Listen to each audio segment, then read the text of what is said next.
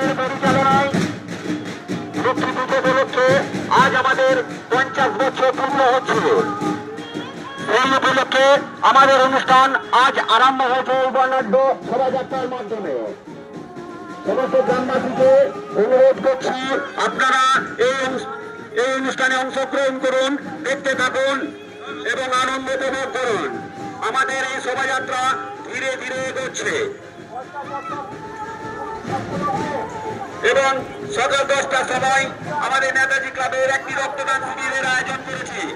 এই শিবিরের অংশগ্রহণ করার জন্য অনুরোধ করা হচ্ছে। রক্তদান জীবনদান।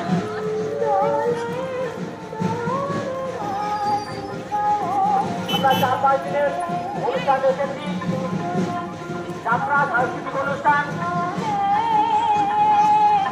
এবং ছৌ নাচ সবই আপনাদের উপস্থিতিতে হবে।